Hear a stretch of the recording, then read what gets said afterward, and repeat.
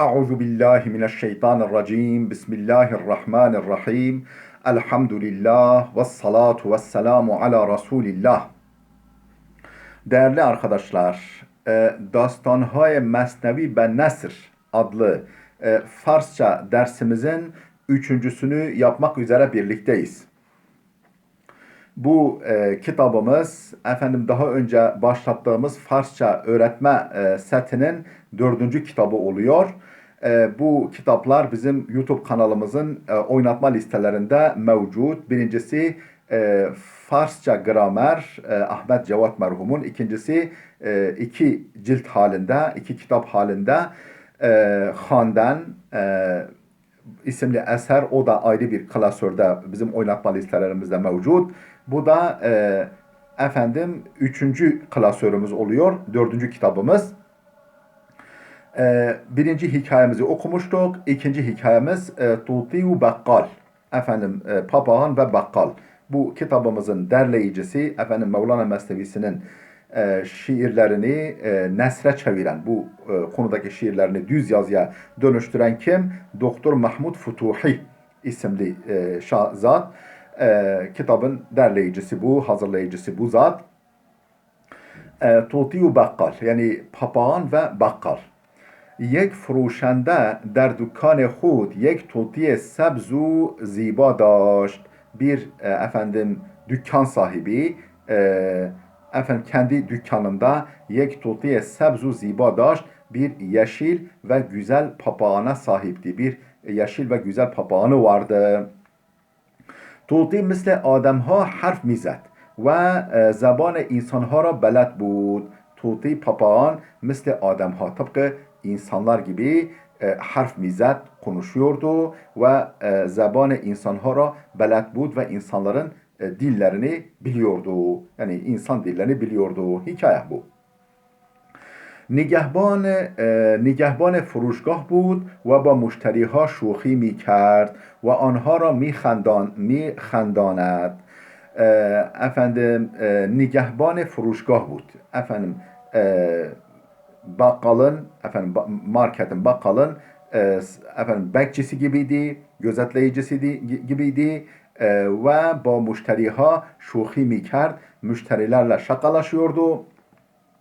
Ve anha ra mihandanet, ve onları eğlendiriyordu, güldürüyordu. Ve bazar furuşende ra germ mikerd, ve o dükkanın alışverişini hareketlendiriyordu. Yani geleni gideni çoktu. O papağanı görmek için, onunla konuşmak için, eğlenmek için gelen giden çoktu. Dolayısıyla bu da dükkanın alışverişini hareketlendiriyor, canlandırıyordu. یک روز از یک فروشگاه به طرف دیگر پرید. یک روز bir gün از یک فروشگاه از یک فروشگاه به طرف دیگر پرید. Dükkanın bir tarafından diğer tarafına uçtu. بالش به شیشه روغن خورد. Onun kanadı, tüyü, kanadı yağ şişelerinden, o gül yağı şişelerinden birine çarptı. Şişe uftad ve şikast. O şişe düştü ve kırıldı. Ve ne şikast diyor ama onun nun yanlıştır arkadaşlar. Kelime yanlış yazılmış. O başındaki nun harfini atacaksınız. Ve şişe uftad, şişe yere düştü ve şikast ve kırıldı. O ruğanha riht. Ruğanha riht ve onun içindeki yağ döküldü. وقتی فروشنده آمد دید که روغنها ریخته و دکان چرب و کثیف شده است. وقتی فروشنده آمد, o dükkan sahibi, satıcı geldiğinde, demek ki dışarı çıkmış, geldiğinde did ki ruğanha rihte, yağlar dökülmüş ve dükkan çerp u kesif şude است. Dükkan yağlanmış, ıslanmış ve kirlenmiş durumda. Fehmid ki kare tuti است. Anladı ki bu papağanın işi olduğunu anladı. Çup berdaşt ve bersere tuti zed. Bir sopa, değnek aldı ve bersere tuti zed, papağanın kafasına vurdu. Ser Tuti zahmi şud. Papağanın kafası yaralandı, başı yaralandı ve muhayeş rih, o tüyleri, saçının tüyleri döküldü, başının tüyleri döküldü ve keçel şud ve kel oldu. Sereş tas şud. Efendim başı kel kel oldu. Yani böyle tüyler yer yer döküldü, kele döndü. Tuti diğer suhan nemi guft. Artık papağan artık konuşmadı, söz söylemedi ve şirin suhani nemi kerd ve şirin suhani nemi kerd ve tatlı diller dökmedi. Efendim tatlı dillilik yapmadı. Feleği şaştı, dünyası karardı. Efendim bu tepkiyi beklemiyordu sahibinden. Furuşende o müşterihayaş narahat budand. Furuşende gerek dükkancı, dükkan sahibi ve müşterihayaş ve gerekse onun müşterileri narahat budand, rahatsız oldular.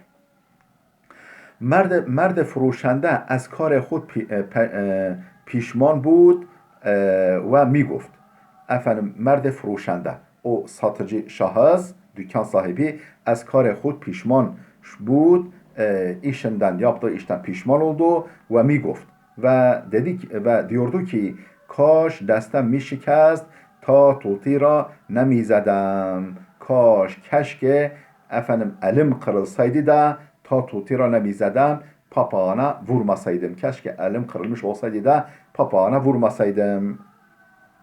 O dua mi کرد تا توتی دوباره سخن بگوید. O dua ediyordu. O dua mi کرد dua ediyordu. Ta tuti dubara suhan mi guyad. Ta ki papağan yeniden dile gelsin, yeniden konuşsun. Ve bazar ura germ kunet. Ve bazar ura germ kunet. Ve onun alışverişini canlandırsın, hareketlendirsin diye dua ediyordu. روزی فروشنده غمگین کنار دکان نشسته بود. Ruzi bir gün fıruşende o satıcı dükkan sahibi gamgin üzüntülü bir şekilde kenara dükkan nişiste bud. Dükkanın kenarında oturmuş idi. Yek merde keçeltas az khiyaban miguzashт. Yek merde keçeltas yani efendim kafası kel olan bir adam az khiyaban miguzashт efendim caddeden geçiyordu. Sereš saf bud. Kafası pürüzsüzdü. Yani dazlak. Efendim böyle yani tamamen tüysüz, saçsızdı. Pürüzsüzdü. Misle puşte kase messi tıpkı bakır kase arkası gibi.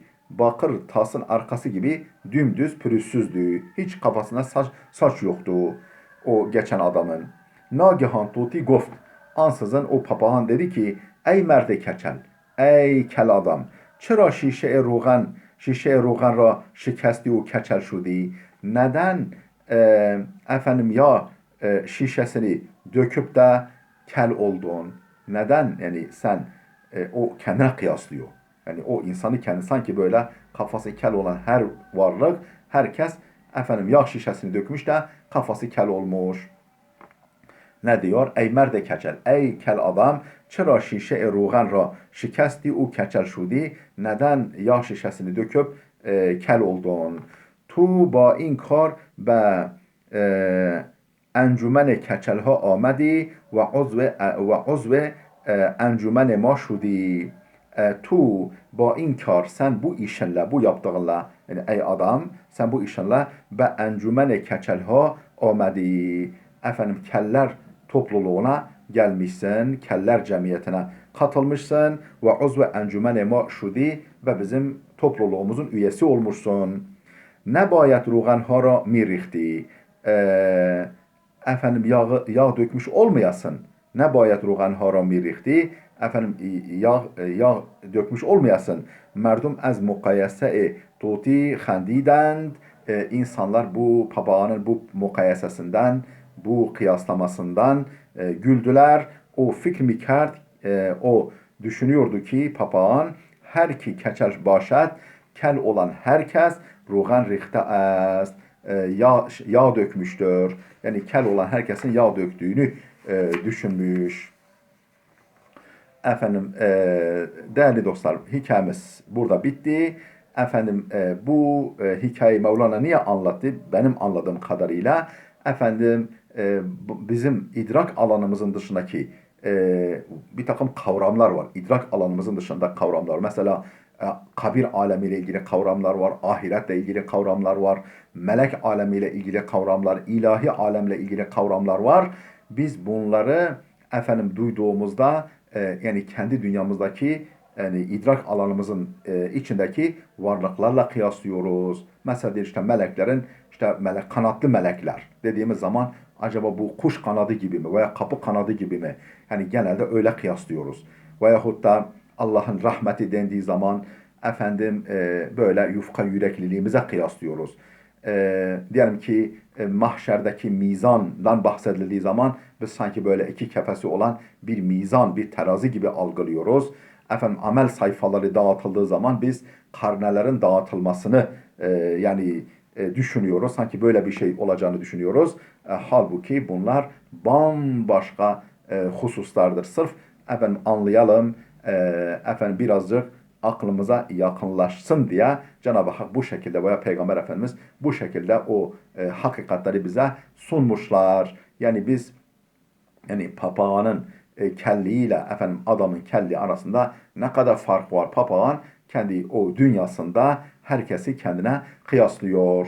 Yani herhalde Mevlana bize bu dersi vermek için bu hikayeyi anlatmış olmalı. Gelecek dersimize kadar Allah'a emanet olun.